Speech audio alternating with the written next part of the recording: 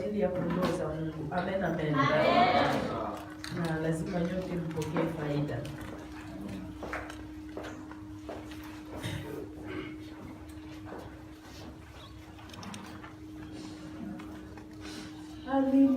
Aliniokoa, namushukuru, sijui niseme nini, na sasa nina furaha nikiwa na tumaini linaloniangazia, nalo tumaini langu linanielewesha urithi wangu mbinguni, linanielewesha urithi wangu. Aliniokoa, alinitoa mbali, namushukuru, sijui niseme nini, na sasa nina furaha nikiwa na tumaini linaloniangazia, nalo tumaini langu linanielewesha urithi wangu ni mbinguni, linanielewesha urithi wangu ni mbinguni. Haleluya! Jina la Bwana na libarikiwe. Asante sana kwa wale labda wamekuja nyuma.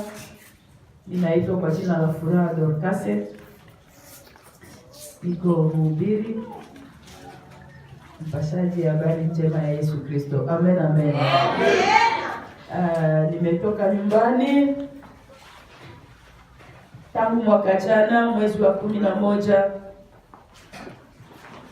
Kama jinsi pastor amekwisha kuambia, nimepita mahali pengi: Uganda, Kenya, Tanzania, Zambia, na nimeingia Sauza tangu tarehe 2 ya mwezi huu wa 8.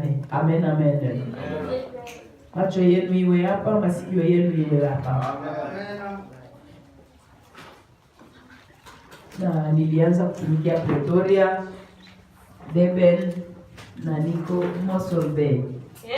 Amen, amen. Na hiyo yote ni kwa ajili yako tu, ndio Mungu iko nenda na nizungusha. Niko naambia makanisa, watu wako nanunua mapassport kusudi waende wafanye mabusiness yao. Lakini mimi Mungu ameninunulia passport juu yako wewe. Lazima ujisikie kumpenda Mungu sana. Amen, amen. Amen, amen. Nitaanza na ushuhuda na alafu tutamalizia na ujumbe wa kanisa. Nimezaliwa mjamaa ya watoto 6 kwa baba na mama yangu. Baba alikuwa askari na alipopata pension akaoa mwingine mwanamke, walizaa naye watoto 2, ndio tuko watoto 8 kwetu. Amen, amen. Lakini kwa baba na mama tuko 6, wanawake 3 na wanaume 3. Mimi ndiye wa mwisho mwetu. Nilipoeneza miaka 13 mama kafariki, nikabaki nalelewa na wakaka zangu na wadada zangu. Nilipoeneza miaka 17 nikabatizwa katika kanisa letu hili la Kipentekoste, liliitwa Sepeza kwa wakati huo. Sikudumu katika imani. Wachumba walikuwa wengi ambao walikuwa wananifuata. Ikabidi kwamba niache yule ambaye tulikuwa tunangojelea labda dada atoke Kinshasa, na ndipo pale ije ionekane kwamba kama ataleta mali na harusi ifanyike. Mwingine akanipeleka. Yule ambaye alinipeleka, alinitorosha, alikuwa na mke wake. Nikajikuta kuingia nyumba ya pili. Japokuwa nilimkuta na magari zake, lakini nimeachana na Mungu. Bwana atusaidie sana. Nilipofika kule, mimi wakati ambapo nilibatiziwa katika kanisa la Kipentekoste, sikuona mapambo ya wamama ambayo niko naona leo. Nilipoingia katika ile nyumba nikaanza kujipamba. Nafikiri mnaona makiki yangu iko mingi. Nilikuwa nikata na wembe na paka matilo, na vaa mabiju na masheneti, naona kama napendeza. Kumbe niko naelekea kwenda jehanamu. Asante Yesu kuniokoa. Amen. Amen, amen. Kuna wakati mwingine mume anasema tunapanda mgari tunaenda kunywa pombe, alafu maisha hayo yakamchukiza Mungu. Nikazaa mtoto wa kwanza, mimba ya pili ikataka kuniua. Mungu wa rehema tena akaniponya, alijua kwamba nitamtumikia. Amen, amen. Nikazaa mtoto wa tatu, Mungu akaanza kunitafuta kwa yule mtoto wa tatu. Aligonjwa karibu kufa. Tulimtunzisha namna yote, haikuwezekana. Hata kwa wafumu tuliingia naye, alivaa maherizi kwamba atapata uponyaji, haikuwezekana. Usifikirie kwamba msaada wako unaweza kuipata kwa wafumu, hapana. Msaada wetu uko kwa Yesu Kristo. Wakati baba yake hakuwepo, alikuwa Kasai. Rafiki mmoja wa Katoliki akaja akanambia kwamba kule Katoliki kuko kundi ya waombaji walikuwa wanaitwa wa Renouveau Charismatique. Wanaombea wagonjwa wako wanapona, wako wanaombea wagonjwa wanapona. Peleka mtoto kule wamuombee. Walipoombea mtoto akapona. Amen, amen. Nikajisikia sasa kufuatana nao kimaombi. Kichwa yangu haikuwa naingia kitambaa. Leo niko naona wamama wanasikia haya kuvaa kitambaa, wanasema kwamba itawazeekesha. Hapana, uzee naonekana hata kusura. Miraba, wakati mtu anazeeka miraba inaonekana hata. Amen, amen. Amen, amen. Haiko kitambaa ndio itakuzeekesha. Tunaagizwa katika neno la Mungu ya kwamba mwanamke mbele ya kuomba lazima afinike kichwa chake. Hata kuhubiri mwanamke afinike kichwa chake. Uisikie na ikusaidie na uendelee kuitumikia. Amen, amen. Alafu nikaanza kuingia kwenye maombi pamoja nao. Wapendwa wangu, mimi wakati nilikuwa binti sikukuwa nasikia mahubiri ya Wakatoliki. Nasemaka ile siku yule padiri Mungu alinitayarishiaka naye. Yule padiri akahubiri akasema wake wa pili ni wezi. Wanakuja kuibia haki yao wake wa kwanza, na kwa sababu ya hiyo hawatamuonaka Mungu milele. Ilikuwa kama vile ni mkuki walinichomeka pale kwenye nilikuwa nakaa. Nikaanza kulia, nasema kumbe mimi sitamuonaka Mungu maisha yangu. Nakuta watu wengi wanapowaonya juu ya dhambi zao wanachukia nao wahubiri, wanachukia nao wachungaji. Utakuwa unapoteza maisha yako wewe peke. Neno la Mungu linasema mwana nimpendaye na mkemea na kumrudi.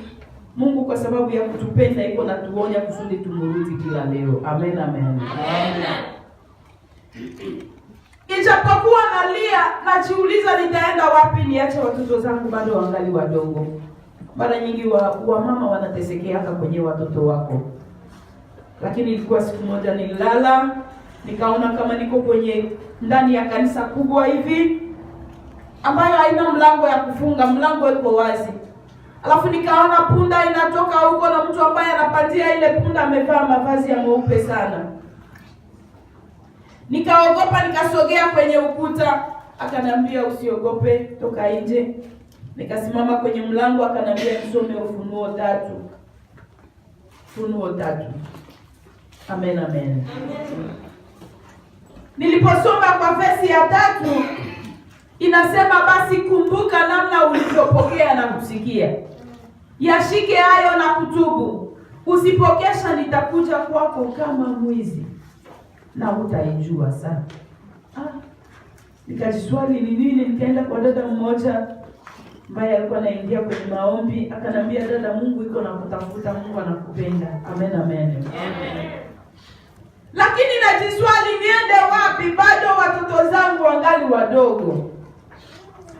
Na siku moja ilikuwa kama kofi njoo walinipigaka, toka mwi nyumba haiko yako. Niko nakuta wachungaji wengi wanatetea poligamia hata mwa television kwamba haiko dhambi. Wapendwa wangu, kule mbele kuko kilio na kusaga meno kwa wale ambao wako napingana na neno la Mungu. Amen, amen. Lakini bado mlango wa neema ungali wazi kwako na kwangu kutengeneza maisha yetu.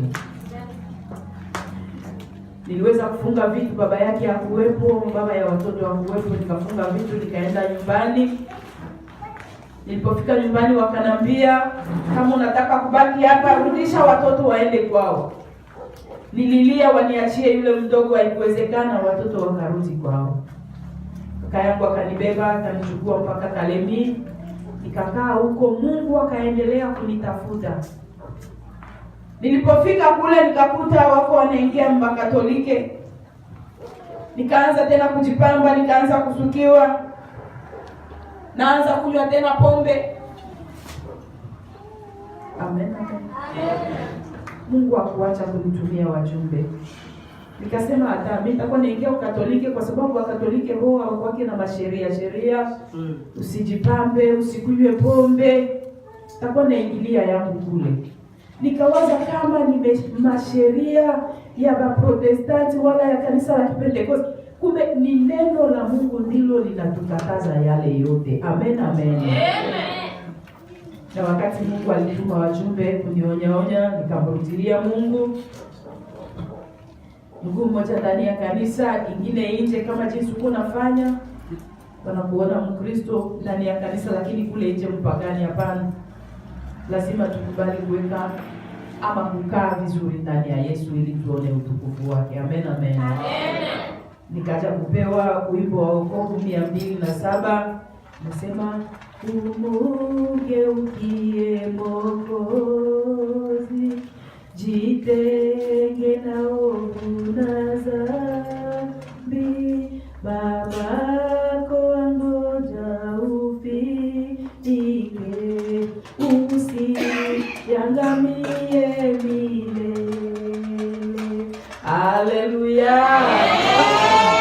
Kwa kweli Mungu hataki tuangamie, anataka sote tukubaliwe naye, tukutanane na wokovu. Amen, amen.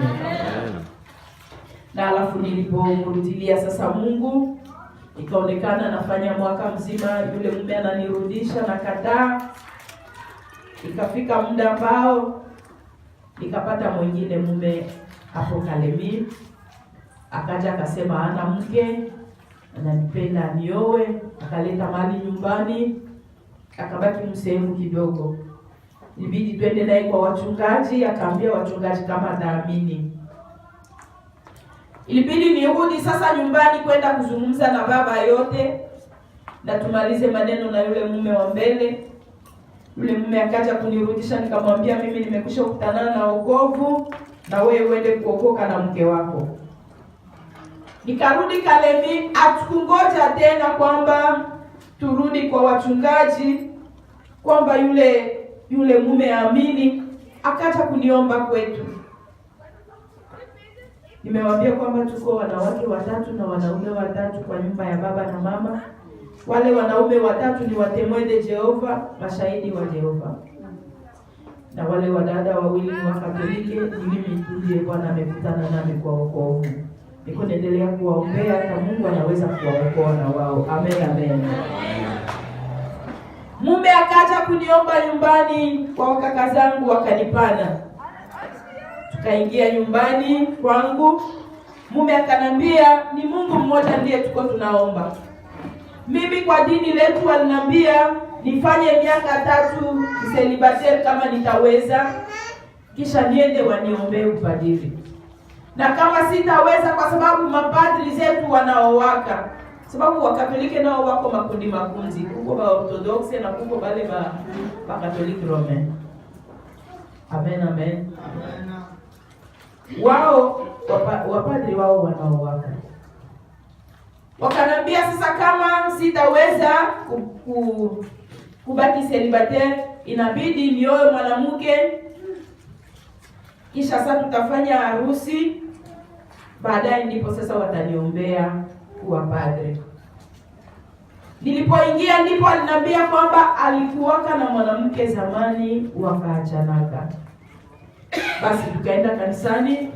Unaingia mlango mkubwa, hapa katikati iko picha ya Maria.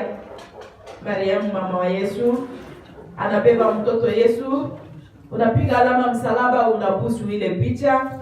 Kuko picha ingine ndio ya Mtakatifu Nikola, ndiye wa dini yao. unapiga alama msalaba, unabusu ile picha.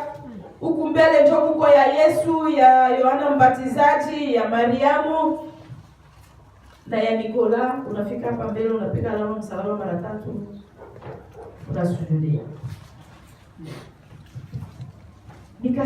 Nilisema kwamba nimemrudilia Mungu. Wapi tena huko nimekuwa? Mimi sikufanya vile. Nilipoingia sikukawia na kubeba mimba. Wazazi wanafurahia kwamba mtoto wetu ameolewa, lakini mambo ya dini inaleta giza. Tulipotoka nikamwambia, kwa nini mko naabudu sanamu na Mungu wa kweli yuko?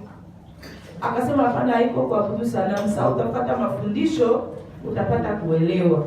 Nikasema hapana, wachungaji wetu wako wanatufunza kwamba ni dhambi, Mungu anachukizwa na wale ambao wako naabudu sanamu. Na wewe uandike Kutoka sura 12, utaenda kusoma, utakuta ile habari iko pale. Amen, amen. Akanambia, je, unataka kunifundisha?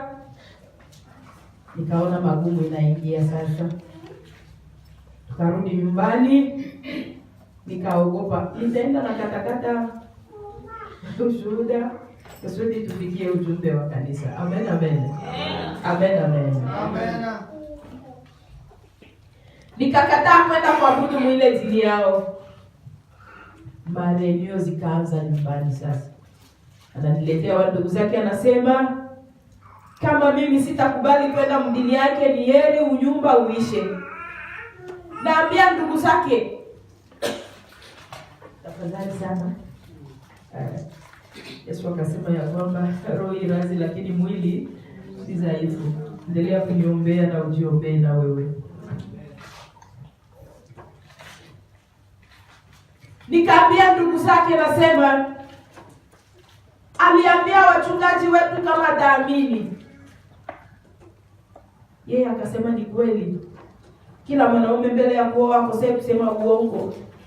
Kama nilisema uongo, Mungu atanihurumia, lakini wewe usikobadilisha dini, ni heri unyumba uishe.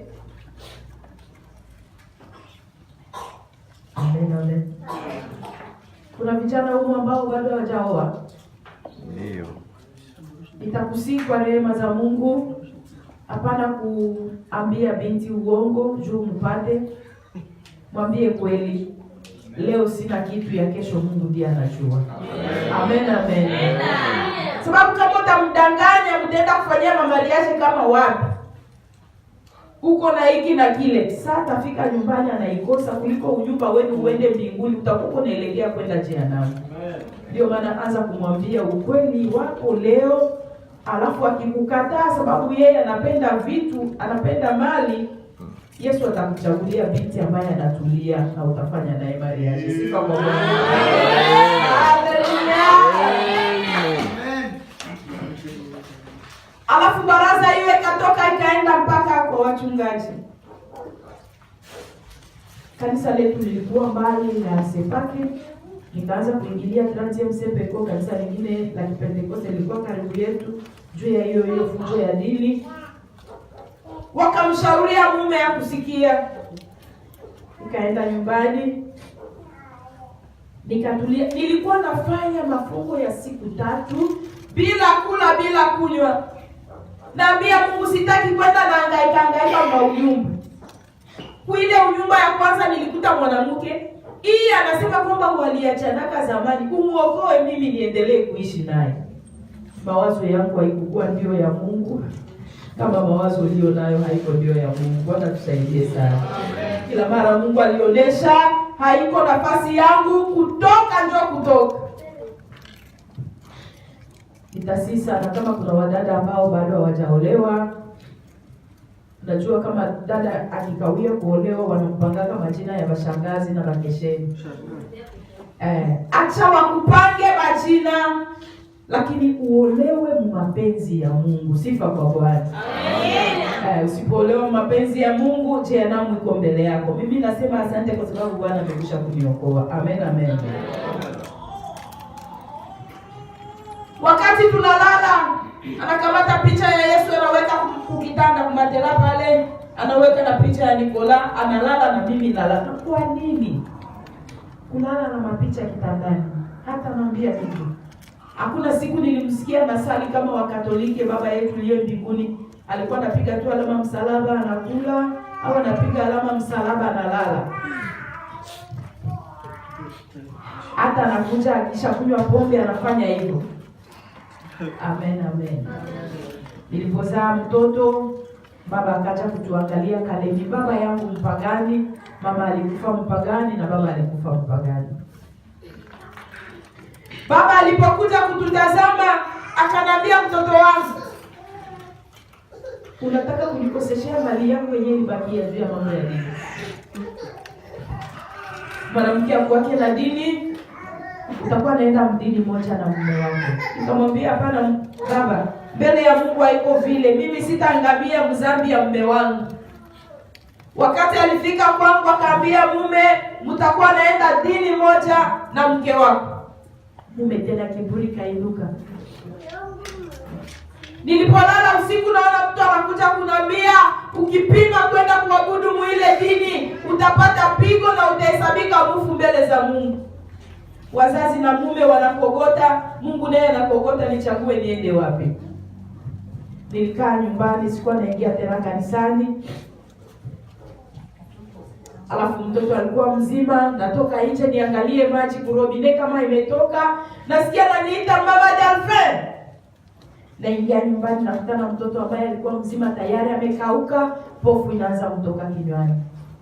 Naita mganga, anatunza mtoto, haiwezekani. Nakumbuka sababu ya fujo ya dini siendake tena kanisani.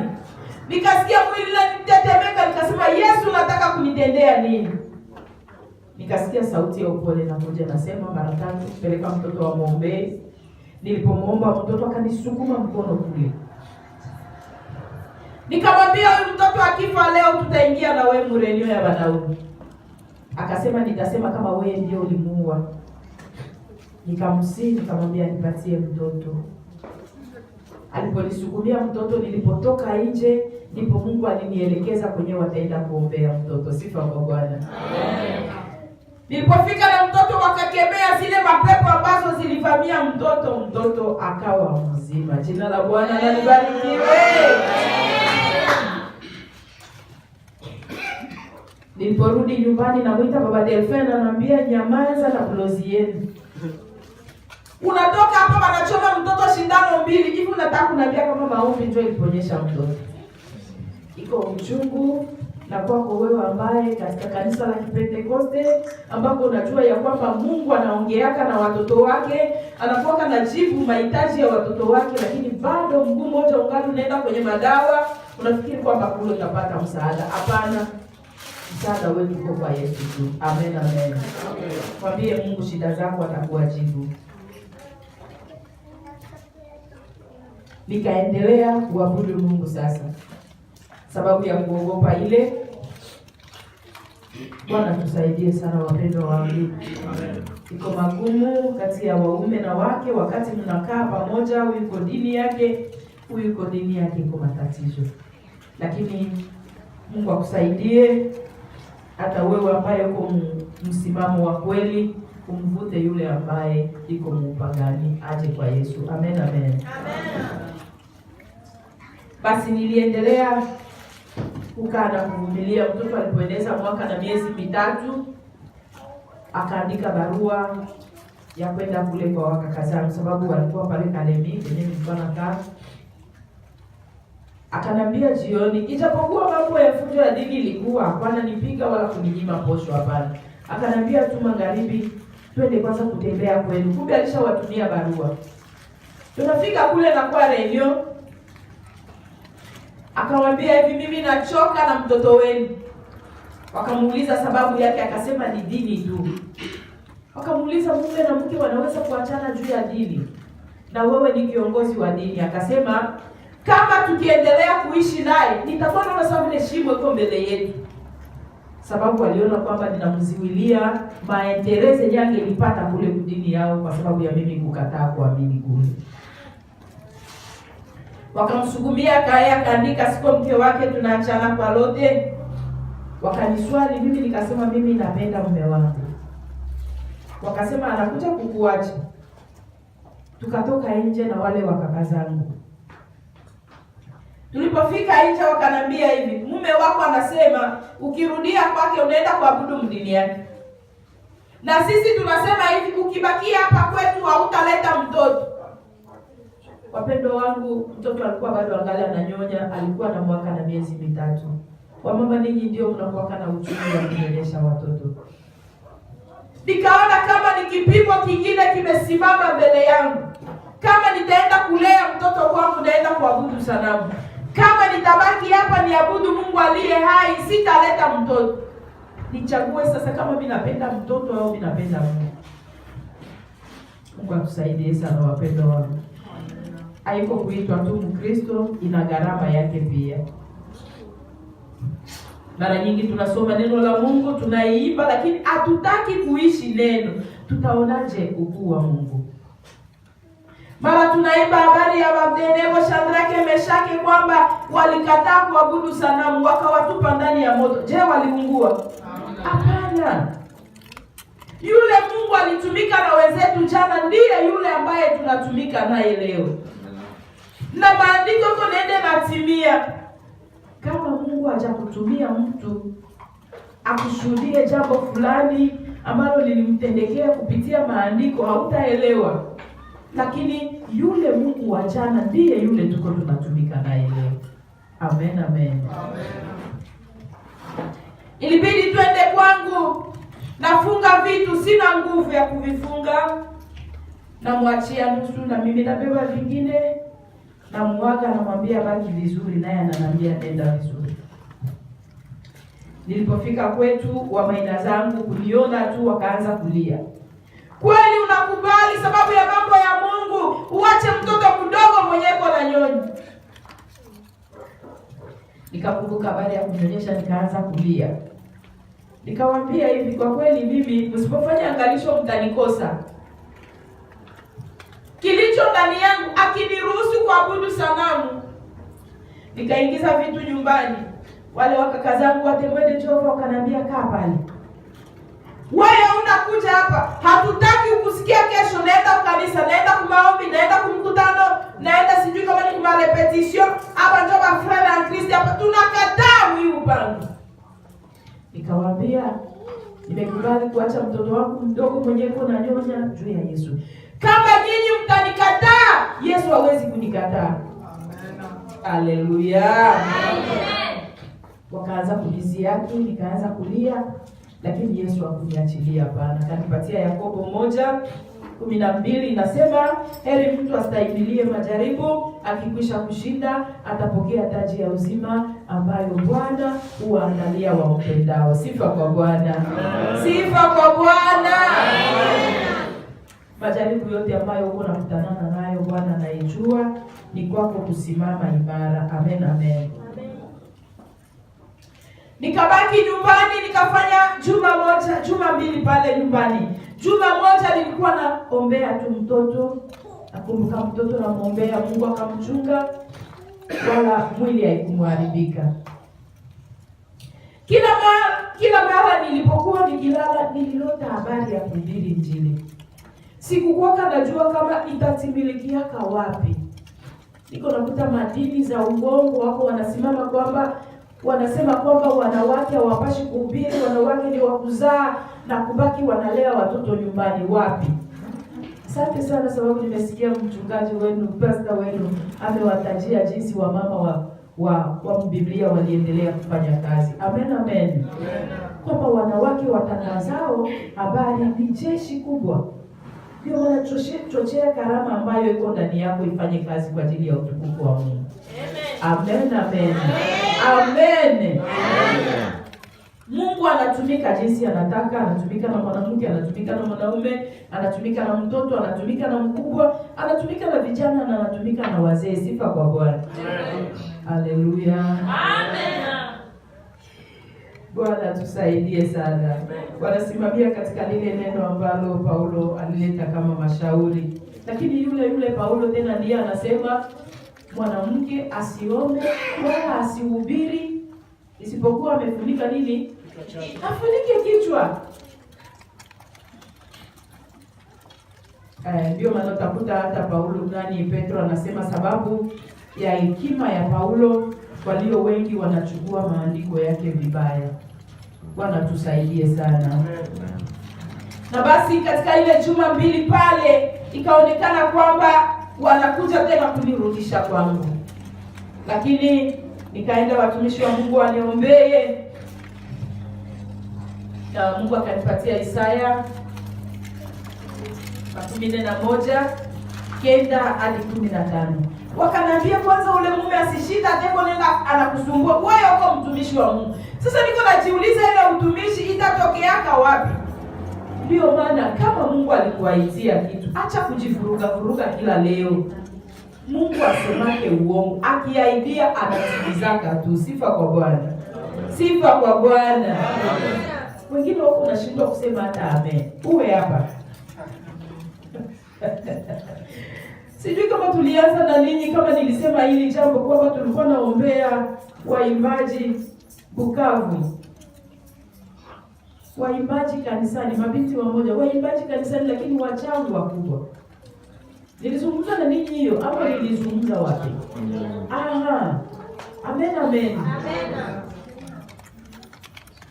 Tunaona wanaketi pale, kumbe mmoja ba maîtresse yake bashampeleka.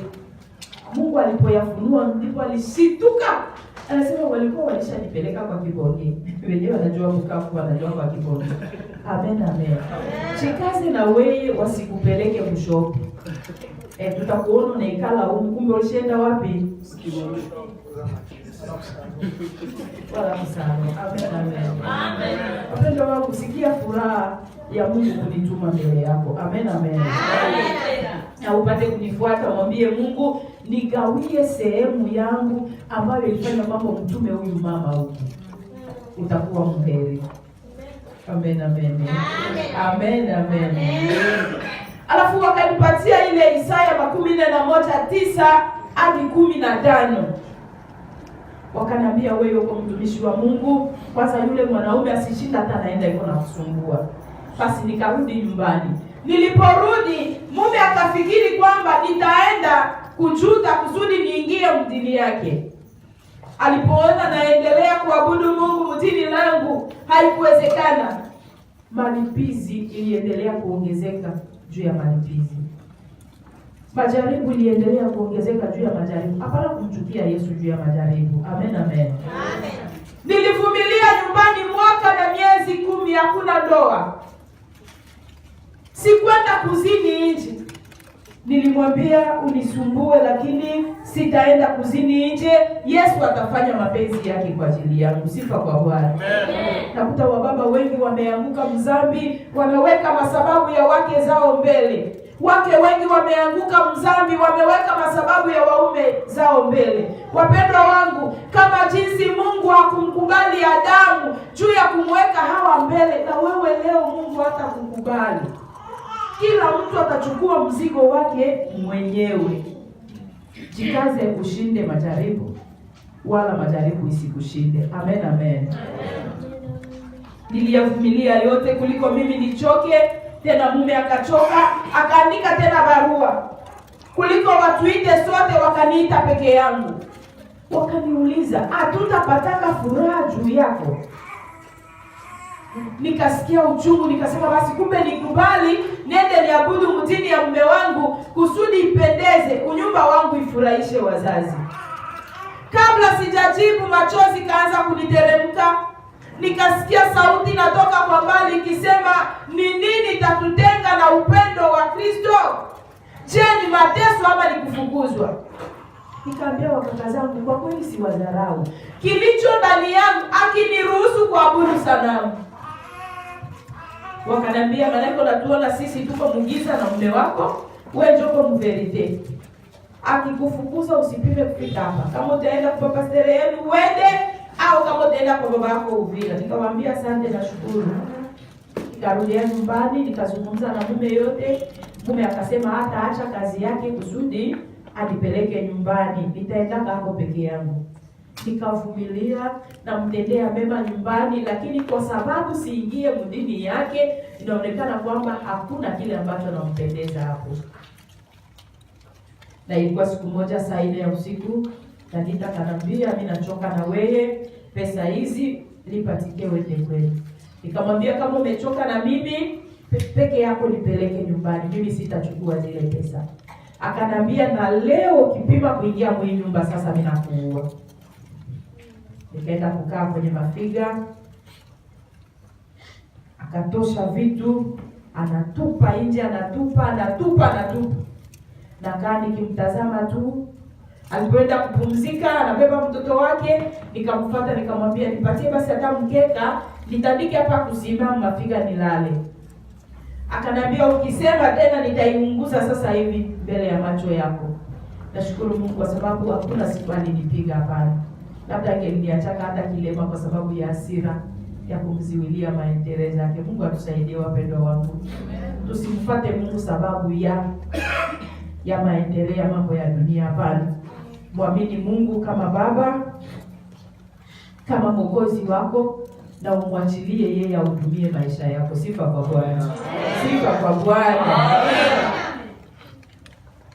Ilibidi nikusanye vile vitu vyote vilitupwa.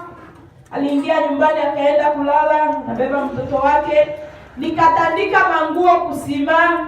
Sina usingizi, na baki pale niko na jiswali nitaenda wapi? Kwa ajili ya nani kanisa? Yesu. Kwa ajili ya Yesu.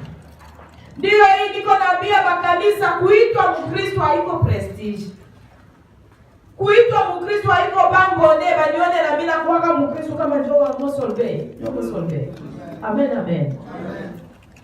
Yesu anasema ukisoma katika Mathayo 16:24, mtu akitaka kunifuata, mtu yeyote akitaka kunifuata, ajikatae kwanza yeye mwenyewe. Jikane kwanza peke yako, kisha ujitwike msalaba wako na umfuate Yesu. Lakini mara nyingi tunakataa kujikana, lakini tunapenda kumfuata Yesu. Pale kuko kiulizo. Amen. Nilipoenda kwetu wakanifukuza. Mkristo mmoja akanipokea. Wazee wa kanisa wakasema vile ya kuandika barua ya kuachana, uende tu ubaki kwenu. Nikawaambia kwetu wamenifukuza, uende ubaki kwa mikono ya ndugu zake. Atajua kwamba ungali kwa mikono yake. Tutakapoona barua ndipo tutakupokea kanisani. Nikaenda kubaki kwa semeki yangu. Hapo nikapeleka mtoto. Na baki pale, majaribu iliendelea kuongezeka juu ya majaribu. Mama moja Mkristo wa kanisa letu akafika kanambia, mama, wala jinsi uko ndio unahangaika, inaonekana hauna Mungu, Mungu amekuacha. Ulikuwa mnyumba wako mzuri, ona jinsi unaanza ndio unahangaika. Nikamwambia dada, kwa sababu nimekataa kuabudu sanamu tena nimekuwa adui ya Mungu. Akanambia Biblia ndio inasema tutii waume kwa kila jambo. Nikamwambia tutatii waume na mzambi. Ukisoma katika Wakolosai 3:18 nasema enyi wake watiini waume zenu kama ipendezavyo katika Bwana. Kama utatii mume wako maovu, na wewe na mume wako nyote mnaenda wapi jehanamu? Mume wako ana mtu mwenye atakuingiza ndani. Amen. Akanambia kazi yako wewe ule unaanza ndio naangaika. Mwingine mtumishi akafika akanambia, unaona Mungu ameona kama haiko wewe njoo ulienda jiingiza muile dini.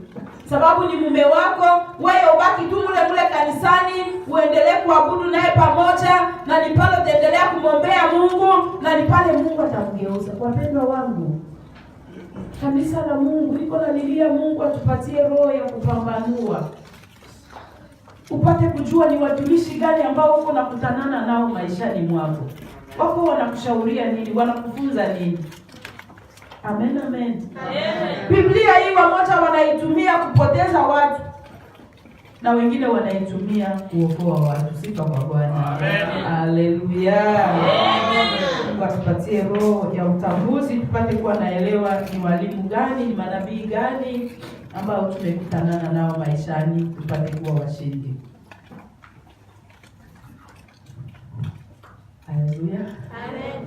Ilibidi sasa mimi nichukue maina yangu twende tuombe msamaha kwa mume.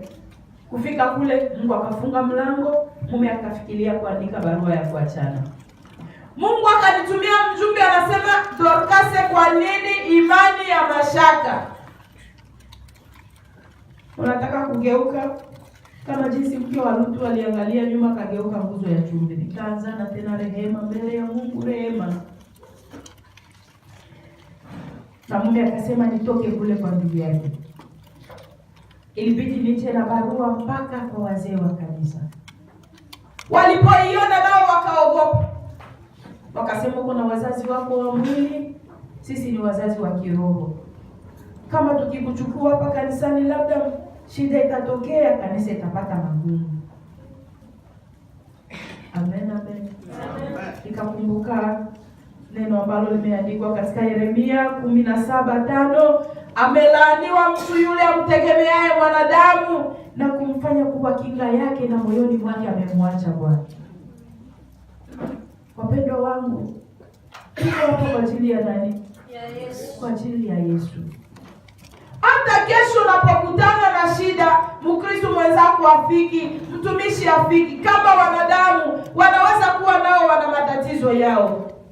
Hapana kuvunjika moyo, jua kwamba Yesu yuko pale kwa ajili yako. Sifa kwa Bwana. Sifa kwa Bwana. Na ataendelea kukuhudumia. Ni kweli neno la Mungu linatuagiza watoto wa Mungu kupendana na tuchukuliane katika upendo, tusaidiane. Lakini kabla hujapata ile, endelea kujua ya kwamba Yesu yuko upande wako hata unapokutana na shida. Ilionekana kwamba kwangu nafukuzwa, kwetu nafukuzwa, kanisa nayo nafanya nini? Inanikataa. Watumishi wa Mungu, Mungu amewaita kwa kazi. Mjifunge mikabu. Kama ni kuteseka juu ya kondoo za Mungu, mkubali kuteswa. Kama ni kupigwa, mkubali kupigwa. Kwa sababu ukisoma katika Danieli 12:3 inasema, kwa wale wanaoongoza wengine kutenda haki watang'aa kama nyota milele. Haleluya! Jina la Bwana na libarikiwe. Mungu ameandalia watumishi wake ambao wanaotumika kwa uaminifu mataji mazuri. Lakini mimi nilikosa msaada. Ninyi mwambie kanisa kweli, wale watakaokubali wapone, wale watakaokataa hukumu ya Mungu iko juu yao, lakini ninyi mmenawa mikono yenu.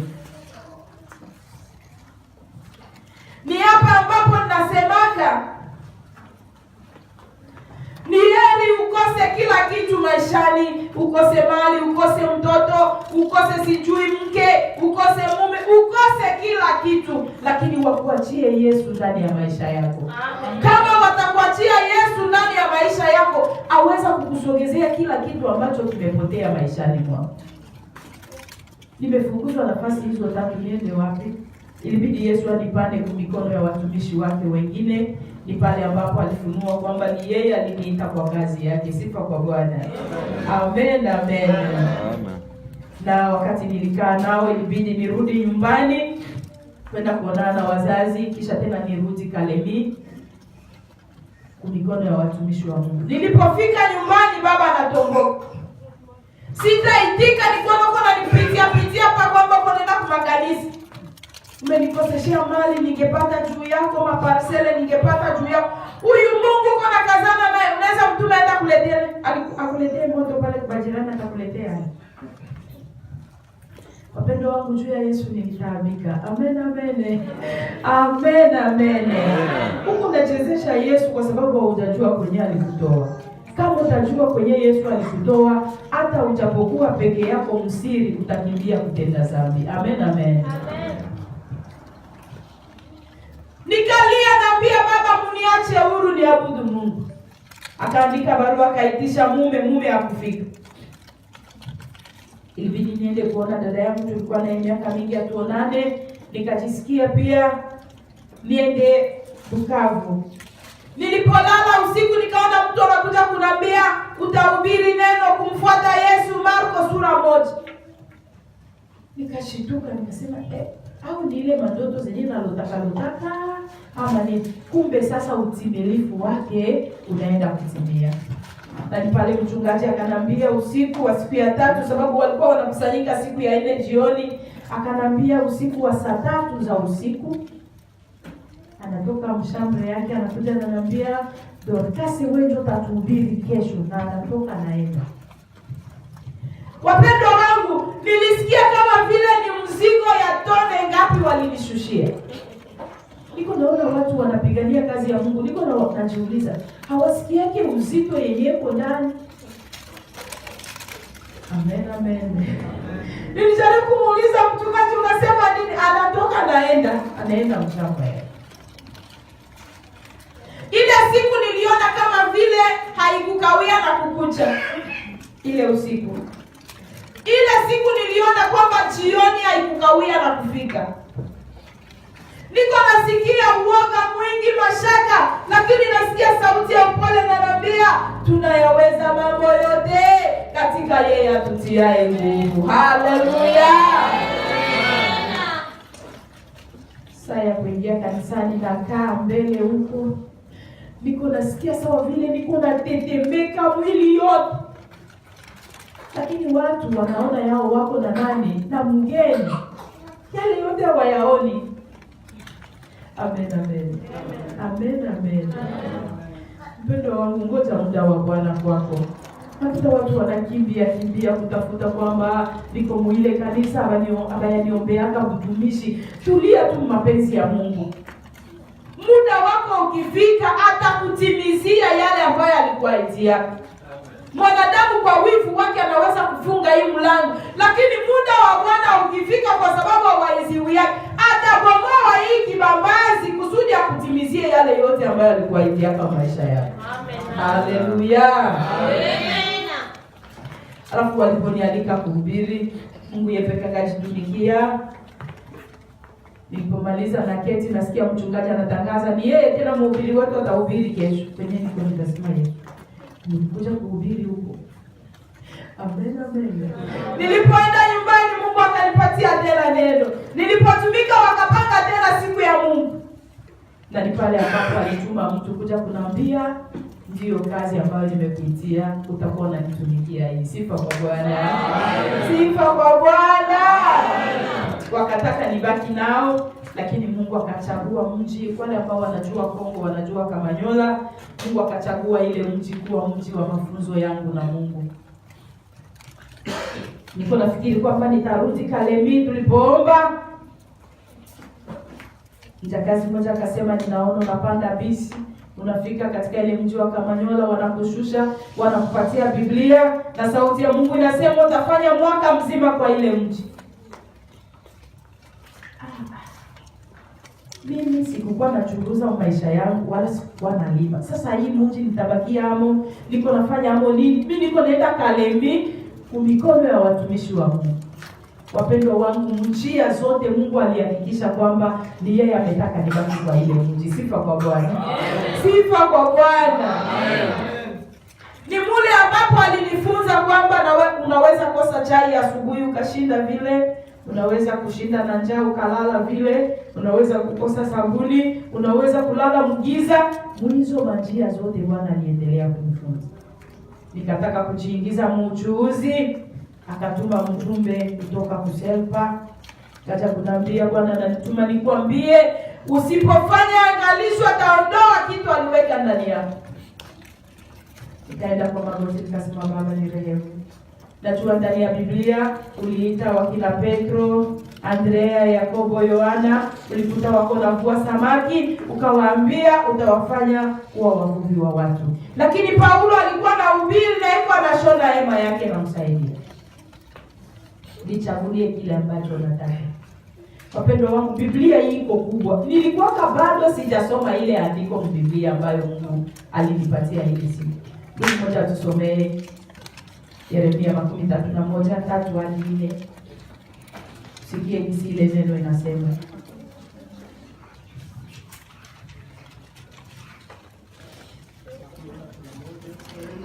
Tatu hadi nne. Yeremia 31:3-4. Nasoma katika kitabu cha Yeremia 31 sura 3 mstari wa 4. Nasoma katika jina la Yesu Kristo. Amen. Bwana alinitokea zamani akisema, naam, nimekupenda kwa upendo wa milele. Ndiyo maana nimekuvuta kwa fadhili zangu. Mara ya pili nitakujenga, nawe utajengwa, ee Bikira wa Israeli. Mara ya pili utapandwa kwa matari yako. Utapambwa kwa matari yako, nawe utatokea katika michezo yao wanaofurahi. Amen. Amen. Haleluya. Wapendwa wangu, Mungu iko wa ajabu sana. Ndio maana unapokuta mwenzako mtumishi ameachishwa kazi zake ambazo alikuwa anafanya, lakini wewe uko unamtumikia Mungu na unatumika kazi zako, hapana kuweka makriziko. Kama uko na kumsaidia, msaidie tu kwa njia hiyo, na wewe Mungu ataendelea kuzidishia. Sifa kwa Bwana. Sababu iko ndani ya Biblia. Pamoja waliachishwa kazi zao.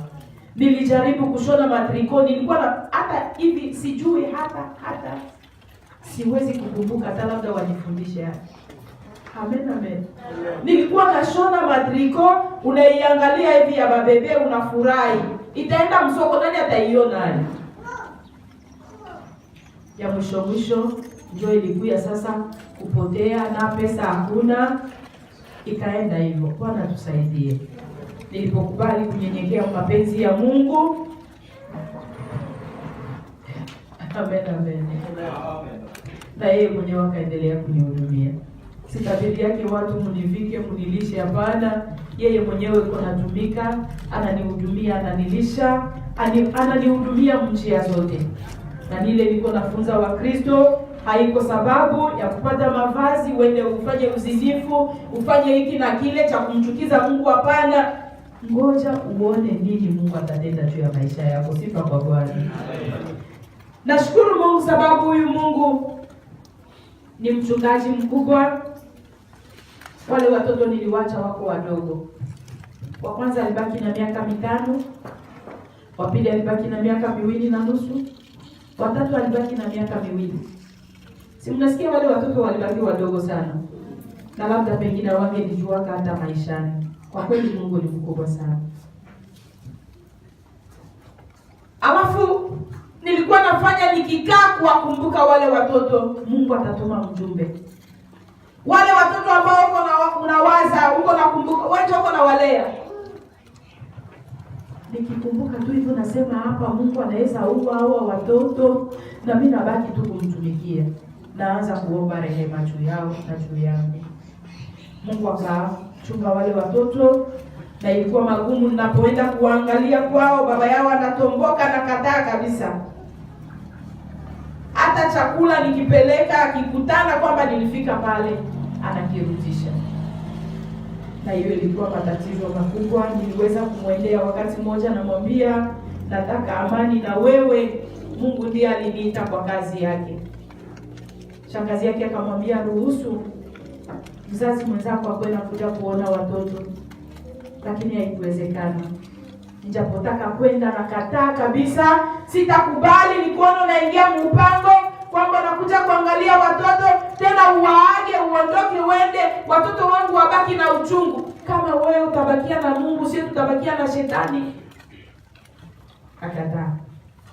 Namulilia sana, namwambia shetani hakuumba mwanadamu, watu wote ni watu wa Mungu, hata nijali na natoka naye. Na wakati mmoja niliomba Mungu, nikasema Mungu, umenifanya mjane na miaka ya ujane haijaenea, umenifanya tasa na nilijizalia watoto wangu, umenifanya yatima na niko na wazazi wangu. Ndio wakati nilikuwa mwili ya kujia mafunzo. Na ikukawia siku nyingi, yule mume akafa. Mke wake akamwambia kuna mtu mmoja ulikataa kusamehe. Akasema ndio, ni mama Mami. Umwambie awe anakuja kuona watoto zake. Bwana tusaidie wapendwa wangu. Nakumbukaka hii andiko ya Isaya 41 ambayo Bwana alinipatiaka kwa mwito wangu. Anasema wale watakao shindana na wewe watakuwa sikiti na kuangamia. Alafu ndio nafanyaka wakati mwingine nikiona watu wananisumbua, ninawaombea rehema mbele za Mungu. Amen, amen. Amen.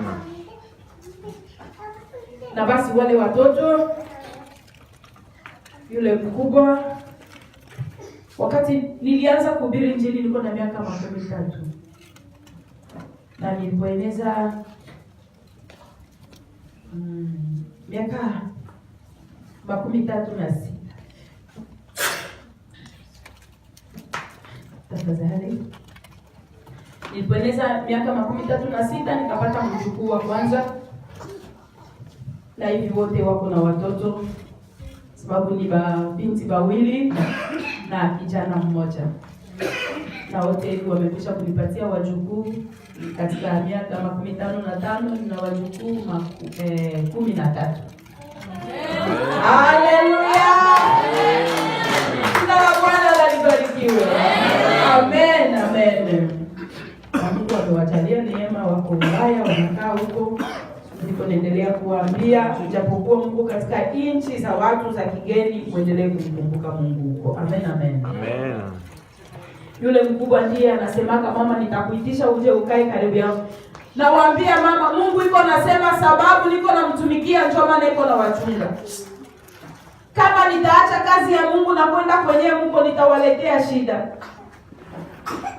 Muda wa Bwana ndio utimilike. Amen, amen. Amen. Na yule wa pili ndiye ananitiaka moyo kila wakati, anasema mama, utimize tu mapenzi ya Mungu. Amen, amen. Haleluya. Amen. Nashukuru Mungu, baba alikufa alishaniacha huru kazi ya Mungu. Huyo ambaye alikuwa anasema unaweza kumtuma Mungu aende kulopolee moto pale kwa jirani. Siku moja akanambia hivi, mkazi ya kiaskari, tulikuwa na askari mmoja ambaye alikuwa na mtoto wake mhubiri. Kama na wewe ndio kazi Mungu amekuitia, nenda katumike, siku kazi inaisha unarudi nyumbani. Sifa kwa Bwana. Sifa kwa Bwana. Nikakumbuka ile andiko liko katika Mezali 16:7 inasema, ikiwa njia za mtu zitampendeza Bwana, humpatanisha hata na maadui zake. Acha kujilipishia kisasi, wa kukulipia yuko. Amen, amen. Amen. Wale wakaka zangu ambao walikuwa wananifukuza nao walishanipenda. Wanaweza kutaka sasa nikae karibu nao, lakini Mungu naye pita wende.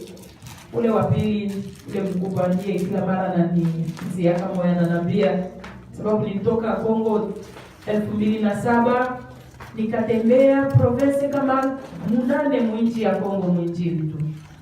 Mchanga na ya Uganda na Rwanda ndio ilienea 10. Na mwizo masafari zote ule mkubwa alikuwa ananiambia, dada, Mungu kwa kupitisha kwenye papali pitaka mkazi ya kiaskari. Sifa kwa Bwana. Sifa kwa Bwana. Tunyenyekee mapenzi ya Mungu. Mungu hatatuachilia hapana. Yale ambayo iko natupitisha ndani ni mafunzo. Iko na kalanga imani yetu, atufikishe kuwa dhahabu safi yenye itafalia na wengine. Sifa kwa Bwana. Ushuhuda unamalizika na Mathayo 10:34 hadi 39. Nitaisoma tu kusudi nikimbie mjumbe. Inasema hivi, Mathayo 10:34 hadi 39.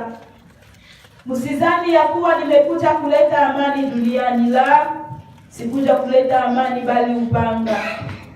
Kwa maana nalikuja kumfitini mtu na babaye na binti na mamaye na mkwe na mkwe mtu, na adui za mtu ni wale wa nyumbani mwake. Apendaye baba au mama kuliko mimi hanistahili, wala apendaye mwana au binti kuliko mimi hanistahili, wala mtu asiyechukua msalaba wake akanifuata hanistahili. Mwenye kuiona nafsi yake ataipoteza, naye mwenye kuipoteza nafsi yake kwa ajili yangu ataiona. Amen. Tunakimbia kwa ujumbe. Waebrania 2. Tasaidiana kwa usomi. Mmoja atasoma Waebrania 2:1 hadi 4. mimi nisome pale, kisha mwingine atayarishe Waebrania 10:26 hadi 29. Tutasoma kwa kufuatana. Mimi namaliza kusoma na wewe unasoma na mwingine anasoma. Nani anakamata Waebrania 10? Asante. Waebrania 12 na verse yake ya 25 tuli nani? Asante. Na tunamalizia na Yohana 12:48. Ninasoma Waebrania 2:1 hadi 4. Nasema, kwa hiyo imetupasa kuyaangalia zaidi hayo yaliyosikiwa, tusije tukayakosa. Kwa maana ikiwa lile neno lililonenwa na malaika lilikuwa imara, na kila kosa la uasi ulipata ujira wa haki, sisi je, tutapataje kupona tusipojali wokovu mkuu namna hii, ambao kwanza ulinenwa na Bwana, kisha ukadhibitika kwetu na wale waliosikia? Mungu naye akishuhudu pamoja nao kwa ishara na ajabu na nguvu za namna nyingi, na kwa magawanyo ya Roho Mtakatifu kama alivyopenda mwenyewe. Amen. Tunasoma katika kitabu cha Waebrania sura 10 mstari wa 16 hadi 19. For if we sin willfully after we have received the knowledge of the truth, there no longer remains a sacrifice for sins, but a certain fearful expectation of judgment, and a fiery indignation which will devour the adversaries. Anyone who has rejected Moses' law dies without mercy on the testimony of 2 or 3 witnesses. Of how much worse punishment do you suppose will he be thought worthy who has trampled the Son of God underfoot, counted the blood of the covenant by which he has sanctified a common thing, and insulted the Spirit of grace? Amen. Nasoma Waebrania 12 mstari wa 25. Angalieni, msimkatae yeye anenaye, maana ikiwa hawakuokoka wale waliomkataa yeye aliyewaonya juu ya nchi, zaidi sana hatutaokoka sisi tukijiepusha na yeye atuonyaye kutoka mbinguni. Amen. We are going to read in the book of John, verse 12 and chapter 12 and verse 48. We are reading in the name of Jesus. There is a judge. There is a judge for the one who rejects me and does not accept my word. That very word which I spoke will condemn him at the last day. Amen.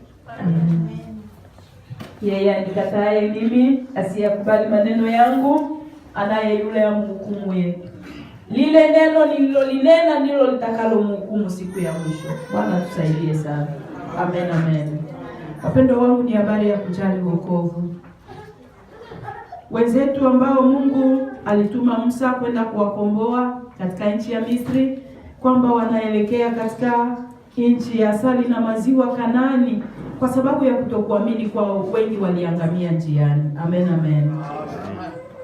Tunaambiwa tutapataje kupona tusipojali wokovu? Na sisi tumemwamini Kristo kuwa Bwana na Mwokozi wa maisha yetu. Lazima tujali ule wokovu kusudi siku moja tuingie mbinguni katika raha ya milele na milele. Kujali wokovu, unajua kuko tendo okoa mle ndani. Okoa ni kutoa kitu muhatari na kuiweka muusalama. Amen, amen. Hiyo kazi ambayo Yesu alifanya juu ya maisha yetu katika kufa na kufufuka kwake, tumepata ushindi wa wokovu wetu. Lazima tujali ule wokovu katika kutembea muoga wa Mungu, katika kuishi neno la Mungu, katika kutembea jinsi Mungu anataka. Ni hapo Mungu anaona kwamba watoto wangu wananikubali. Sifa kwa Bwana. Wokovu inabadilishaka maisha ya mtu. Ndio maana unaweza kuta mtu alikuwa mlevi sana, wakati anakutana na wokovu anakuwa kiumbe kipya. Unamtafuta mvibanda ya pombe hautamuona. Alikuwa malaya, anakutana na wokovu, unaona mabadiliko yanaingia ndani ya maisha yake. Sifa kwa Bwana. Na kama sisi tutajali wokovu, itafanya kwamba Mungu atutumie kwa faida ya wengine. Bwana akasema ya kwamba uende uambie kanisa langu. Shetani amekwisha kupofusha macho ya walio wengi. Amewafanya kwamba wasipate kutambua na kuona ya kwamba dalili za kuja kwake Kristo na za mwisho wa dunia zinatimia na zinaendelea kutimia. Amewaweka mudistraction ya mambo ya dunia, kwamba tunapanga saa za kuabudu Mungu lakini hatuziheshimu. Anasema kama yeye ni baba kwetu, utiifu wetu uko wapi mbele yake? Amen, amen. Amen, amen. Hapa kwenu naona kanisa iko mbali, mnabebana mu magari na Mungu awajalize mpate magari mengi. Amen, amen. Bwana tusaidie sana. Lakini hata kama gari iko moja, mnajua ya kwamba tutaingia saa 4. Muanze kuchukua watu mbele ya wakati, kusudi saa 4 kosa ndio mnaingia kanisani. Ile saa 4 mnapandisha bendera. Sifa kwa Bwana. Na hiyo itakuwa imempendeza Mungu sana. Anasema ya kwamba walio wengi wanaweka shughuli mbele. Kila leo niko busy, kila leo niko busy. Mambo ya Mungu unairudisha nyuma. Anasema nikwambie hautafanikiwa. Amen, amen. Panga muda wako wa kazi na umwachie Mungu yake, na ni hapo watapata kufanikiwa katika maisha yako. Anasema niseme na wezi wa 10, atainua alaye. Kama wewe utabaki mwezi wa 10, mumaprojeza kwa utafanikiwa, atainua mwenye anakulaka. Ni wewe kusikia na kuchukua uamuzi wa kumgeukia Mungu, naye atakusaidia. Anasema niseme na wale ambao wanaweka naziri. Uko naweka manaziri, Mungu ukinitendea hivi nitafanya hivi, nitafanya hivi. Lakini Mungu anakutimizia, haujali. Anasema ni dhambi kujifungua mwile deni ya manaziri uko naweka. Unaweza kusoma Kumbukumbu la Torati 12:3-11 verse, utasoma hata nyumbani. Habari ya kushukuru. Mara nyingi tunashukuru Mungu kwa matendo yake makubwa. Hapana kwa nashukuru Mungu mikono wazi. Mungu ndiye anajua uwezo wa kila mmoja wetu. Alijua senti 2 ya mchane. Hata kuna wengine wako nasema Mungu ajali vya kutoa masadaka, Mungu ajali vya kutoa machakumi. Wapendwa wangu, siku za mwisho walimu watakuwa wengi. Bwana tusaidie sana. Amen, amen. Lakini tutii maagizo ya Mungu, kwa sababu yale yote yako ndani ya Biblia. Kama Yesu aliona kwamba haifai, angelisema hayo. Lakini anatapa senti 2 ya mjane. Anajua uwezo wa kila mmoja wetu. Na hakuna kile ambacho tunaweza kuwa nayo ya kumlipa Mungu. Ni kama ishara tu. Mungu nakushukuru kwa sababu umenitendea hiki na kile. Unapewa sehemu, unaweka mle mkikapo. Amen, amen. Lakini kuna wengine wanasema sina ya kutolea, na kutolea moyo wangu. Pata pasula sasa hapa watoe moyo. Amen, amen. Habari ya upendo wa unafiki ndani ya kanisa, kwamba tuepukane na upendo wa unafiki. Uko naangalia mwenzako, mnacheka naye kwa midomo, sura ya nje, lakini sura ya ndani inamchukia. Hapana, mwambie Mungu akuhurumie, kwa sababu wakati unachukia ndugu yako unahesabika kuwa muuaji, na muuaji hana sehemu mbele za Mungu. Bwana yuko natakasa kanisa kwenda mbinguni. Ubaguzi wa makabila tuepukane nayo. Sote ambao tumemwamini Yesu tumeitwa watoto wa kabila mmoja ambaye ni Yesu Kristo. Na mlima wetu ni Golgotha. Sifa kwa Bwana. Sifa kwa Bwana. Tusaidiane, tuimizane msafari ya kwenda mbingu. Habari ya kutakiana mabaya, nasema wewe ambaye uko natakia ndugu yako mabaya, itakurudilia wewe mwenyewe na jamaa. Amen. Tuachane mambo ya mawivu, machuki, mafitina. Angalia unaingia kanisani, uko nje wanawake, ndani ya kanisa unaonekana Mkristo. Hapana. Jipatie Mungu, jali wokovu wako hata siku moja na wewe uingie mbinguni. mume nyumbani, waume wengine nje, na hiyo inaletea Mungu machukizo. Kufungwa na Bizila ya makabila, alipokufa alisema yote imekwisha. Amen, amen. Jambo lingine ambalo linakupotezea woga wa Mungu, telefone. Kusema uongo kusimu. Uko kanisani, mawazo yako uko mkuchate. Uko wengine hata wako na mabiblia ndani ya masimu. Wapendwa wangu, mtafute kununua mabiblia. Amen, amen. Ujanja wa shetani uko mwingi sana. Amen.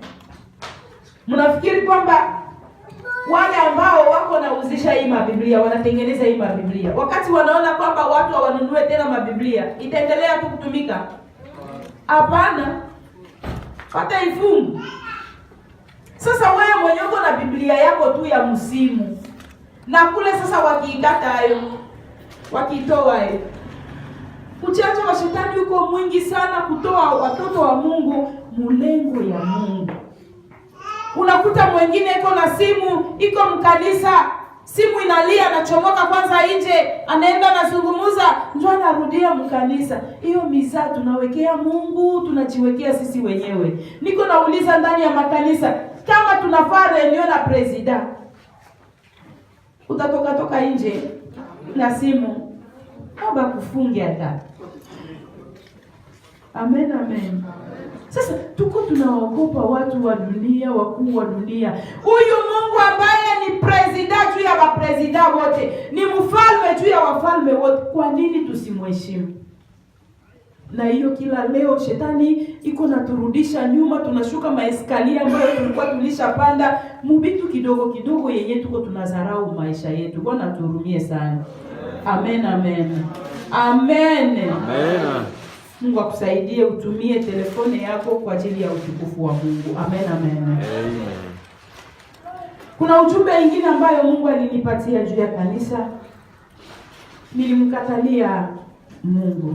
Nikamwambia patia wachungaji ndio waseme ile ujumbe, kwa sababu ndiyo mambo ya siku za mwisho.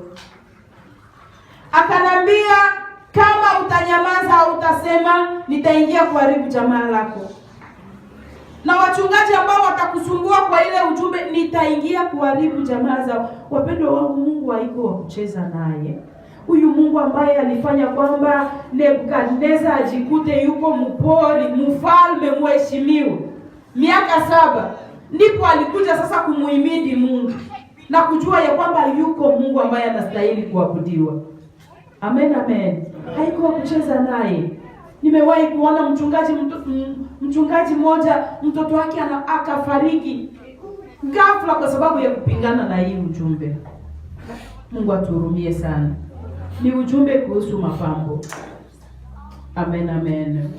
Nitakusii hapana kuwekea hii ujumbe makritike. Kama umesikia kwamba hautaweza, mwambie Mungu, niwezeshe kama jinsi uliwezesha na mjakazi wako. Sifa kwa Bwana. Sifa kwa Bwana.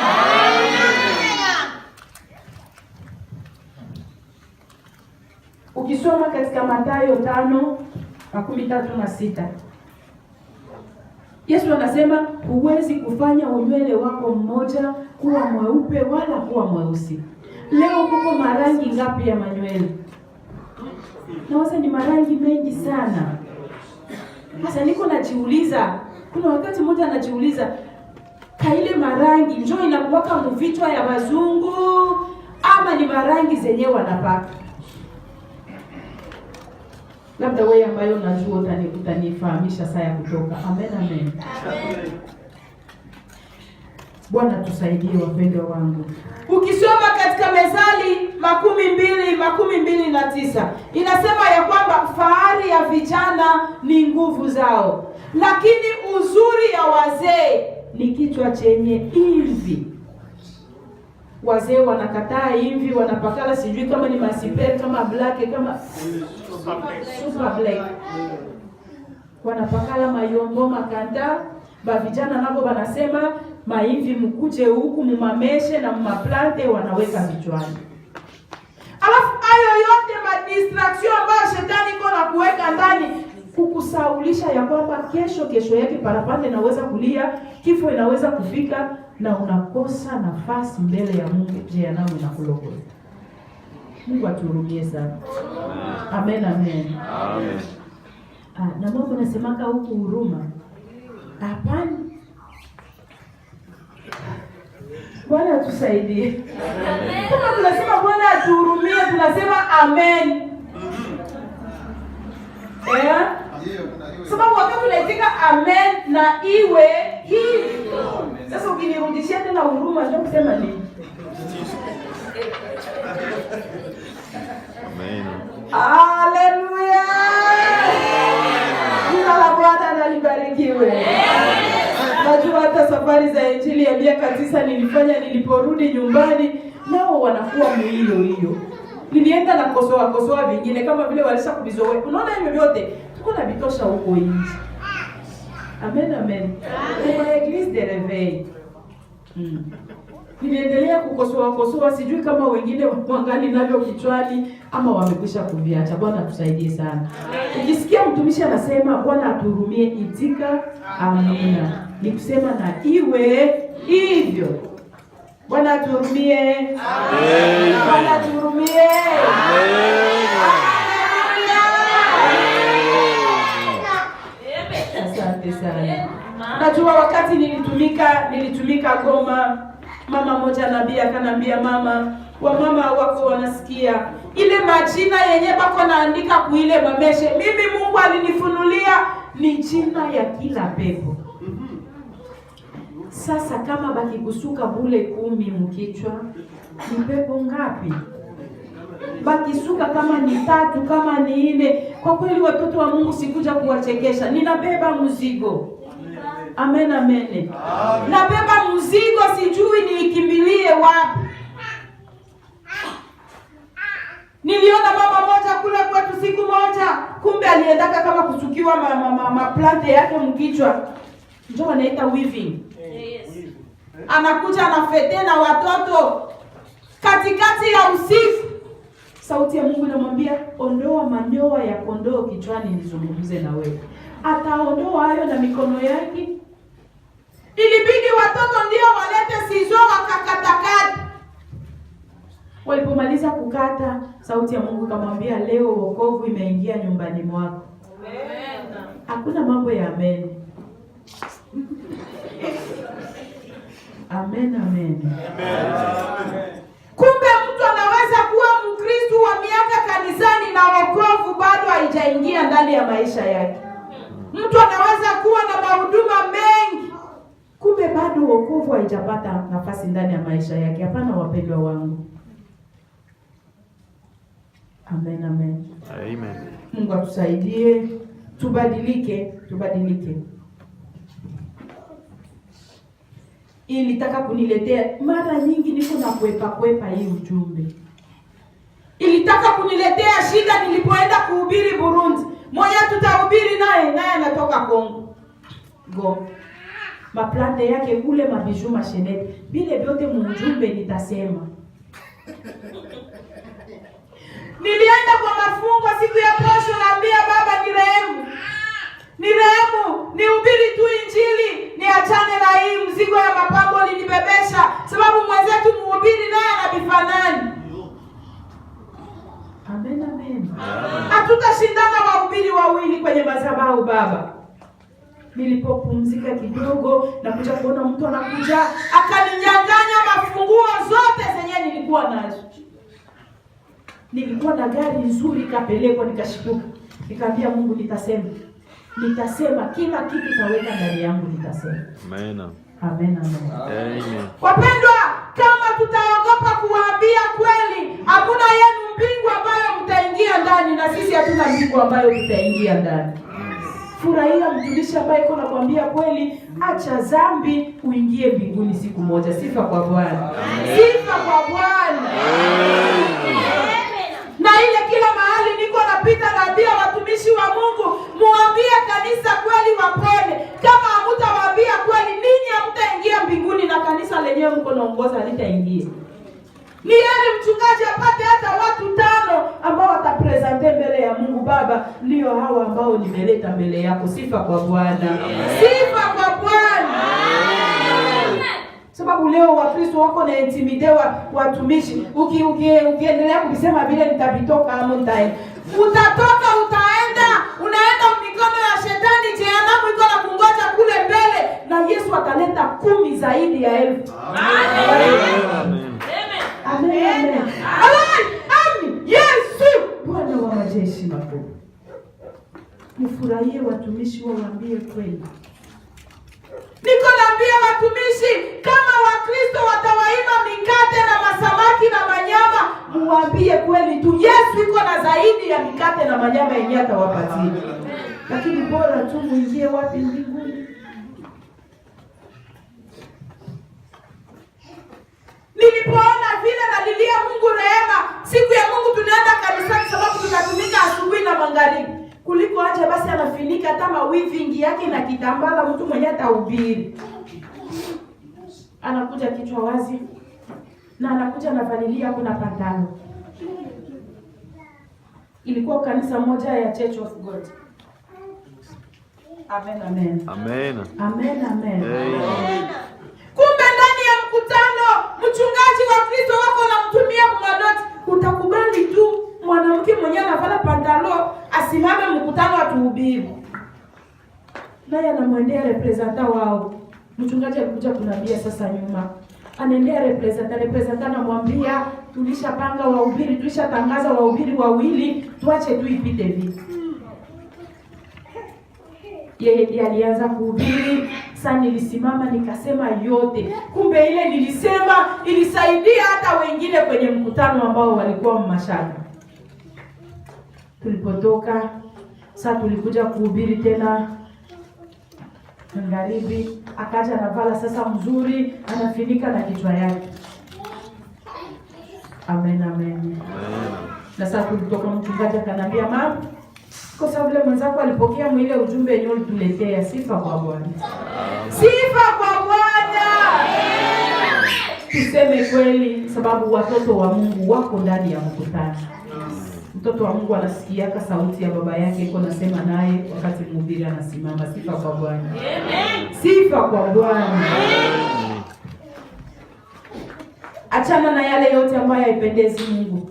Ukisoma katika Yeremia 13:23 inasema, je, Mwethiopia aweza kubadilisha ngozi yake au chui madoadoa yake? Mungu alipotuumba alisema katika Mwanzo 1:31 ameona yote imependeza. Lakini sisi tunapojiangalia tunaona hatupendezi. Mimi unaniumba mweusi, nilipenda kuwa mzungu, majoko. Tunapakala mafuta zenye kwa mama hydroquinone inamenya mangozi, na Mungu anaona kama tuko na mkorije. Na hiyo inaenda kuleta magonjwa ya kansa. Amen, amen. Ni wewe mwenyewe kuacha, kama utakubali kumrudi Mungu. Unaachana na yale yote ambayo haimpendezi. Wapendwa wangu, ukisoma hata katika Petro 3 pale 3, utasikia tunaambiwa ya kwamba kujipamba kwetu kusiwe kwa nje. Yaani kusuka nywele, sijui mama kuvalia mama dhahabu na mama nguo. Tujipambe kwa ndani. Mapambo yasiyoharibika. Amen, amen. Hata zamani wanawake walijipamba, lakini Biblia inasema wanawake watakatifu waliomtumainia Mungu walijipamba kwa mapambo ya ndani yasiyoharibika. Sifa kwa Bwana. Sifa kwa Bwana. Bali shaka kuiweka amona tu. Kujipamba kwenu kusiwe tu kwa kusuka. Hakuna kwa ile tu. Kujipamba kwenu kusiwe. Useme inakatazwa. Mungu akusaidie kama utaipokea. Asante. Kama hutaipokea, mimi ninanawa nini? Mikono. Dada mmoja walinishuhudia Lubumbashi, siku moja analala usiku, anakuja kuona parapande nalia, kanisa linanyakuliwa, anataka kunyanguka, wanamwambia juu ya ile uchafu iko kichwani mwako, hakuna kwenye utaenda. Anashituka, analamsha mama, mama, kanisa inaenda, sisi tunabakia. Mama, kanisa inaenda, sisi tunabakia. Ile usiku ilikuwa ya shida kwao. Mwisho walikuja kuona watu wanaamka wanaanza toka nyumbani. Si Mungu alimuonya? Nilipokuwa nazungumza ile nyumba ya mama mwingine ambaye walinipangisha kwake kusudi nitumike kwa kanisa lao.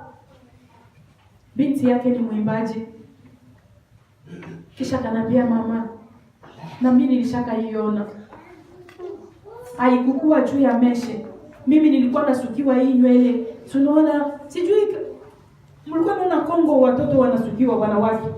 Wanasukiwa manywele ya mikono.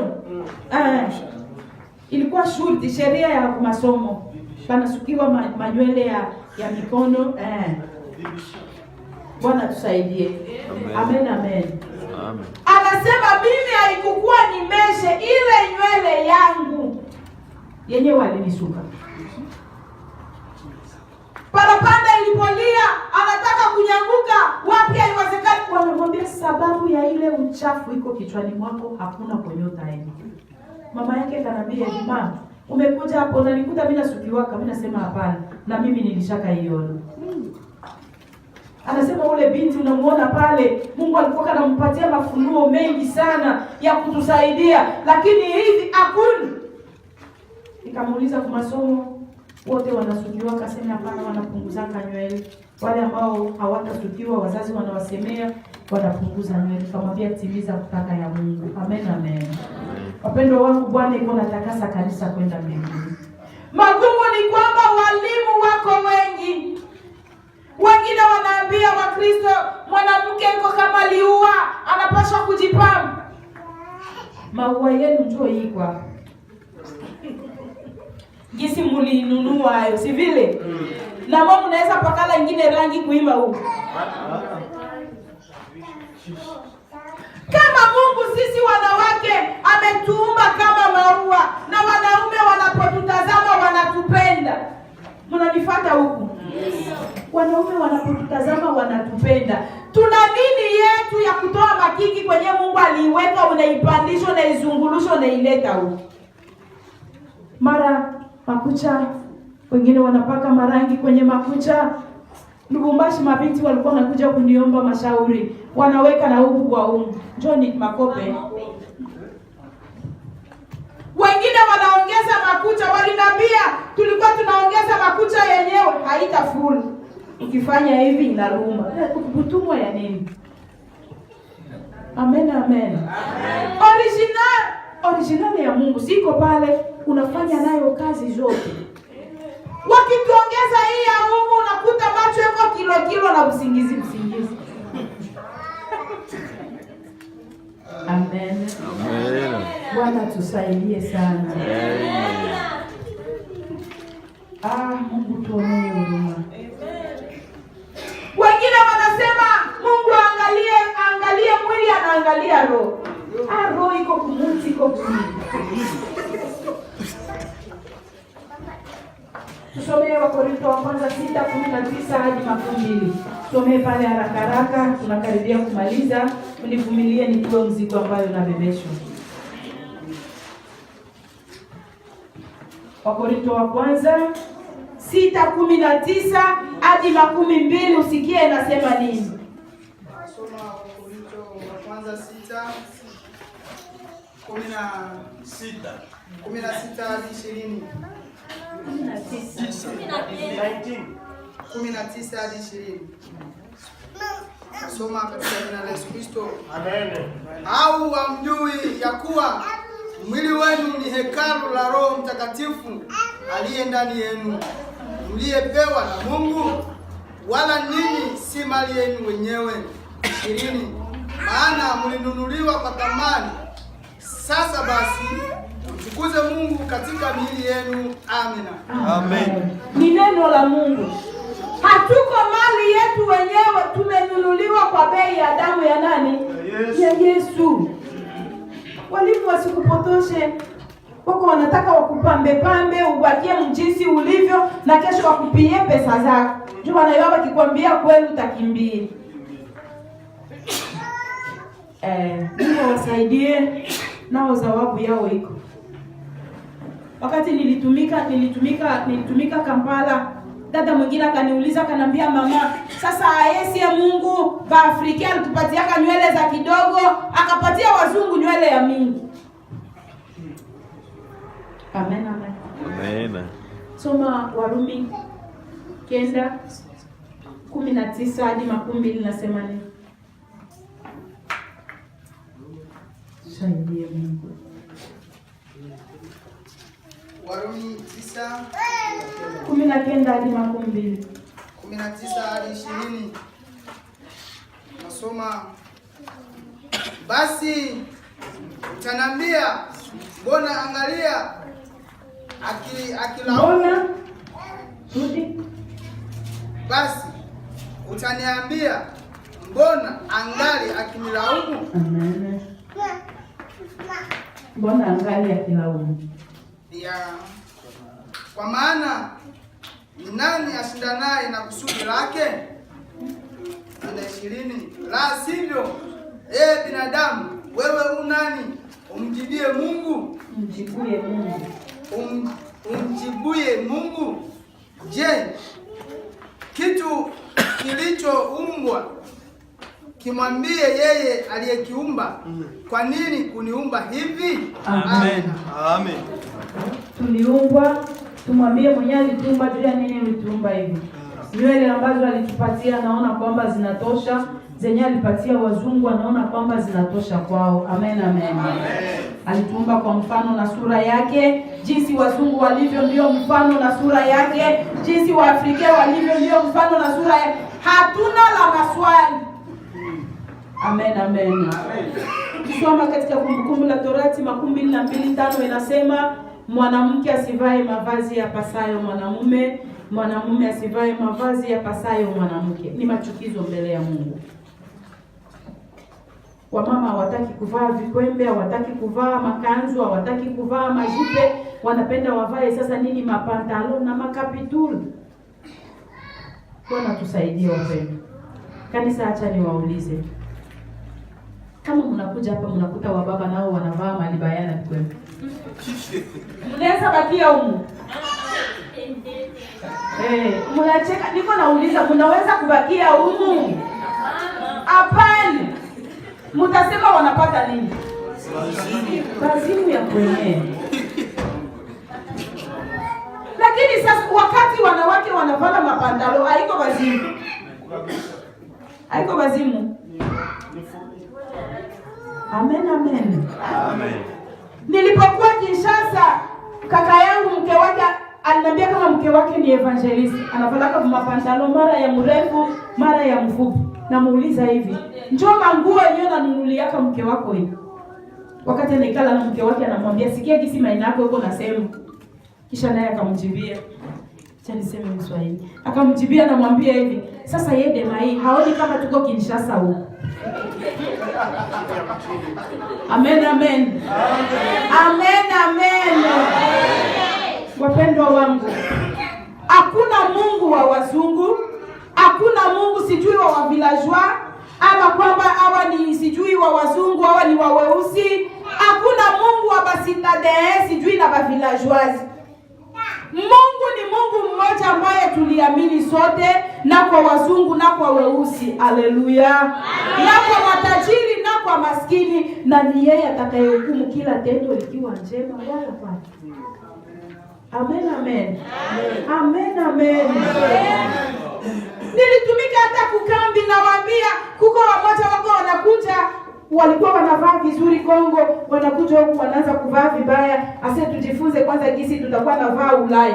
Tujifunze gisi tutakuwa na vaa Ulaya. Unajua kama utafika hapo. Sikuko wengine wako nafilia wapi mumakambi. Wapendwa wangu, Mkristo hana sura ya kugeuka kama kameleon. Mkristo anabaki kuitwa Mkristo. Amen, amen. Amen. Kuwe jaribu, kusiwe jaribu, awe katika nchi ya wazungu, awe wapi, anatambulikanaka kwamba huyu ni mtoto wa Mungu. Sifa kwa Bwana. Amen. Hata mivalio yetu inachangia kwa utakaso wetu mbele za Mungu. Sababu Biblia ndio inasema tujipambe kwa mapambo ya kujisitiri, kwa mavazi ya kujisitiri. wanawake wajipambe kwa mavazi ya kujisitiri pamoja na adabu. Niko naambia makanisa, Waislamu wangekuwa wanamwamini Yesu wangeenda mbinguni, ndio wangekuwa wa kwanza. Lakini kwa sababu hawamwamini Yesu, iko 0 + 0 = 0. Amen, amen. Amen, amen. Sasa sisi ambao tunaitwa Wakristo, ambao Mungu Yesu mwenyewe alituachia mission kwamba kanisa lifanye nini, kazi gani? Tuwafanye mataifa kuwa wanafunzi wa Kristo. Wakati tunawafanana muhali yao, tutawaleta kwa Yesu? Hapana, lazima waone mabadiliko kwetu na wao, waone utofauti wetu na wao. Ni pale watamuona Mungu katika maisha yetu na watamwamini. Sifa kwa Bwana. Sifa kwa Bwana. Wadada Kinshasa waliniambia, mama, tulikujaka huku tuko tunavala mzuri, tunavala majipe ya mrefu, bakaanza kutuambia tuko bauta, tuko navala masaki. Mungu tuonee huruma. Na ndio maana na sisi tukaanza kupandisha. Wapendwa wangu, Bwana iko na takasa kanisa kwenda mbinguni. Lazima tubadilike. Niko nasema wakati unavaa vibaya, iko kama vile uko echantio mbarabara. Mwili yako iko ya wanaume ngapi? Uko nakuta sawa vile ni chakula ama ni avoka wanaweka pale, wanakataka kule kwetu, wanakata ile ya juu ya kuonesha kwamba hii kitu iko ya mzuri. Ile echantio vumbi naweza kuja pale juu yake, buchafu, pepo napita hapo. Lakini sasa utasema nataka kununua, kwa kupatia kia mzuri njoo unabeba. Sifa kwa Bwana. Amen. Kwa nini tujifanye maisha ndio mbalabala, waanze kukupanga na majina yenyewe hauna kwa sababu ya mivalio yako? Wanapokuangalia tu wanasema hata ule ni ndumba, ni malaya ule. Mtu anaweza kumfanya tu na atageuka. Kumbe huko mke wa nani? Wa mume nyumbani. Wa baba mvalishe wa mama vizuri kwa ajili ya utukufu wa Mungu, na ninyi mkubaliwe. Sifa kwa Bwana. Mvalishe watoto vizuri kwa ajili ya utukufu wa Mungu, mkubaliwe na Mungu. Kinyume cha pale ni hasara. Unakuta wanaume nao wanataka sababu ya kuangalia matelevision wageuke nao wastare. Wanaanza kusukiwa, wengine wanavala mabishu na masheneti. Hawataki tena kufunga mikaba kwa mapandalo. Bwana tusaidie. Amen, amen. Wanataka watembee. Hata Kinshasa nilikuwa naona unakuta anashusha pantalo, silipe kwenye ile naonekana. Na watu wanafikiri ni kizungu, kumbe kizunguzungu ya mapepo inavuruga. Amen. Tusome neno ya kumalizia nisiwapeleke muda. Lakini tayari nimetua mzigo ambao Bwana amenipatia juu yako. Kama utasikia utafunguliwa. Kwa wale wa mapambo, mahali pote nilipita, mwenye alitaka kufunguliwa, nilimwambia vilete watumishi wa vichome, kwa sababu ni pepo ambazo zimekwisha kutawala ndani yako, inakufanya kwamba utamanie ile hali. Na kama unataka kufunguliwa, hapana kuvipatia mtu mwingine, sababu hauwezi kupatia mwingine sumu yenyewe ya utakula unapatia mwingine. Leta watumishi wa Mungu wachome, kwa sababu mahali pote nilipita, wapendwa wangu, nilikuwa naona wateule wa Mungu. Kuna wenyewe walileta madawa zao, wanaishi kanisani, kumbe iko natumika na madawa. Iko nakwambia hapa kuko 9,000 ya mapepo. Pepo ya simba, sijui kama ya chui ya nini, wanafunguliwa kwa sababu wamependelea kujipatia Yesu maisha yao. Amen, amen. Funguliwa mpendwa wangu, usikose kwenda mbingu. Haya yote tuko tunaona, mnakuja huku. Mungu anataka kwamba hata huku mahali mlipo mfanye kazi yake, kusudi hata wenye nchi nao wakutane na wokovu. Sifa kwa Bwana. Lakini kama utasahau lengo la Mungu kuwa yako hapa, unafikiri kwamba ni kwa akili yako, ni kwa nguvu zako, utakuwa umejipotezea. Kuliko wakuige wewe utaanza kuwaiga, na kumbe nyote mnaenda jehanamu. Lakini kama utajua ya kwamba ulikuja na Mungu hapa, endelea kulilia Mungu, mivalio yako iwe sawa, kutembee muoga wa Mungu, kusudi kukupitia Mungu alete pia wengine kwake. Amen, amen. Amen. Basi twende tusome katika Yohana wa kwanza, waraka wa kwanza wa Yohana 2:15 hadi 17. tunaimalizia. Ili 15 hadi 17 inasema, umepata? Soma. Mstari wa 15-17. Msiipende dunia wala mambo yaliyomo katika dunia. Mtu akiipenda dunia, kumpenda Baba hakumo ndani yake. Maana kila kilichomo duniani, yaani tamaa ya mwili na tamaa ya macho na kiburi cha uzima, havitokani na Baba, bali vinatokana na dunia. 17. Na dunia itapita pamoja na tamaa zake, bali yeye afanyaye mapenzi ya Mungu adumu hata milele. Amen. Amen. Dunia itapita pamoja na tamaa zake, lakini yule afanyaye mapenzi ya Mungu ndiye adumu hata milele. Tayari umekwisha kusikia mengi ambayo Bwana amesema na wewe. Umejikuta katika ujumbe, nini ambayo imekugusa? Ni kumwambia Bwana ni rehemu, niachane na hali yote, ili Bwana upate tena makao ndani yangu. Sitaki kwenda jehanamu, nataka na mimi siku moja niingie mbinguni.